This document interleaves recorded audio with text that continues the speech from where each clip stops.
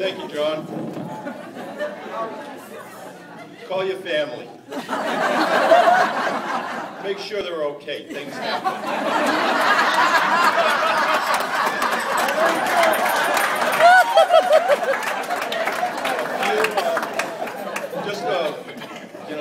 Just a little more housekeeping. Can you hear me? Is this okay?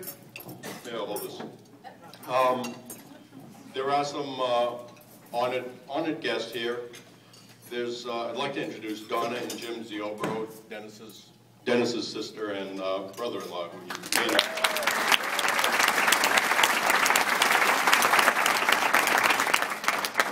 Olga Roche, Deputy Commissioner, is here.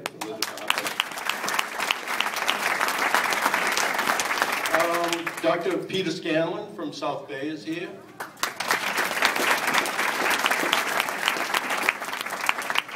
Dr. Larry Finnerty, formerly of the New Bedford School System, is here.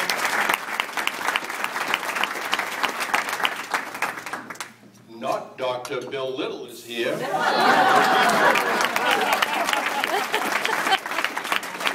And of course, our own esteemed alumni, Bob Kelly, formerly Regional Director.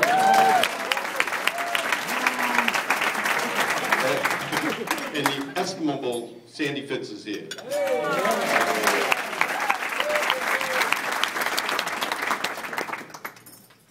Let me see. Okay, let me do this. Oh, Dennis, I just want to say before I get serious, I want to say, you know, retirement is great. A year from now, no man in here will find you threatening, and no woman in here will even see you. I don't know, it just happens. You disappear. Anyway, ladies and gentlemen, honored guests, esteemed colleague, friends all, welcome. It's so good to be here with you tonight on the occasion of Dennis' retirement. I was honored to be asked to say just a few words to mark the distinguished career of our dear friend Dennis. When the committee asked if I would be willing to make a few remarks about Dennis' career tonight, I was naturally thrilled and agreed without hesitation. But Dennis is a famously private person, and as this night grew closer, I realized I really didn't know that much about him. Other than the fact, of course, that he didn't particularly even want to be here.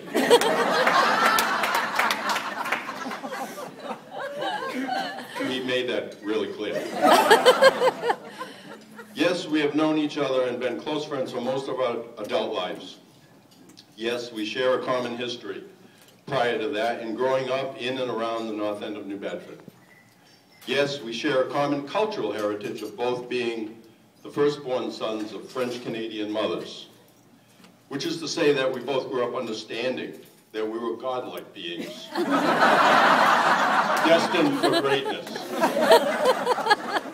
French-Canadian mothers set a pretty high bar. So when it came time to choose a career, it was no wonder that Dennis chose one where he could boss people around. And boss them he did. First as a social worker in the Bourne office, later as a supervisor in the Taunton office, area program manager in the Plymouth office, regional program manager in the regional office, area director in the New Bedford office, and finally director of areas in the New Bedford and Fall River offices.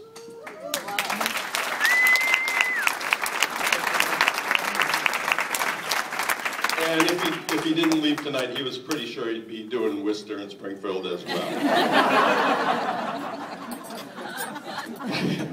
But still, who is he? No, he's not the former defenseman for the Calgary Flames, whose career spanned 10 years in the NHL. No, he's not the former professional wrestler and bodybuilder who won the Mr. Canada bodybuilding contest in 1976 and went on to open a chain of successful gyms. No, he's not the Dennis Gauthier of Dennis Gauthier wall covering specialist, serving the greater New Orleans area since 1984. And thankfully, no, he is not one of an endless list of deceased Dennis Gauthiers, too numerous to mention here. Google, my friends, has its limitations. What he is perhaps the most anonymous public persona you could try to track down. He's nearly invisible. He has the ability to hide in plain sight while doing very public work. This got me thinking, maybe he's a superhero. And in fact, he is a superhero. Dennis Gauthier is my superhero. Back in 2002, when I went to regional office, I needed someone I could trust explicitly to manage the New Bedford office. There was always only one candidate for the job, and it was Dennis Gauthier.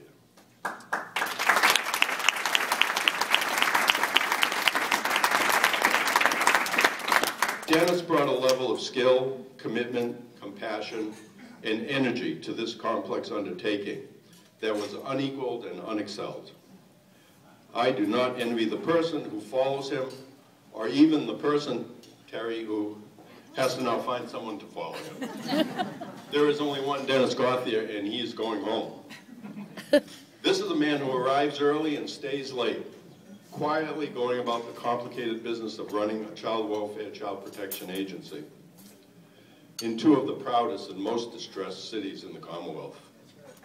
And never, ever forgetting that what he is doing may mean the difference in a child's life between success and failure, in some cases between life and death. Whether that child grows up to believe that he or she lives in a world where adults can be counted on to stand up and do the right thing, or a world where nobody really cares. He never forgets that families are important not only to children, but to the very fabric of society itself. He never forgets that neighborhoods and communities are only as strong as their weakest members. And so it's a solemn and sacred obligation to help people be their best, and not to judge them too harshly when they occasionally falter, but to help them up and encourage them to try again. Dennis understands, as many of you here tonight understand, that what he set out to do here all those many years ago was not so much a job, but a sacred public trust. He was never going to get rich doing this work, we know that. The accumulation of financial wealth was always a secondary consideration for those who choose this work. The pride derived in doing an important job well with others of like mind and similar passion was always what it was all about for Dennis, as it is for so many of you. In that regard, Dennis has achieved wealth beyond the dreams of a quiet kid growing up in the north end of New Bedford. Finally, and I've kept my remarks intentionally brief because I know Dennis really didn't want to be here. And he didn't want a lot of flowery things said about him, but some things had to be said about him. Finally, it was Thomas Wolfe who said, if a man has talent and cannot use it, he has failed. If he uses only half of it, he has partly failed. If he uses the whole of it, he has succeeded. And won a satisfaction and triumph few men ever know. I submit to you, my friends, that Dennis leaves here tonight having given all of himself to a cause much greater than himself, having devoted all of his many talents to this work throughout his entire adult life. He leaves here tonight knowing that satisfaction that Thomas Wolfe referred to. I submit that Dennis Gauthier has succeeded in life. Ladies and gentlemen, Dennis Gauthier.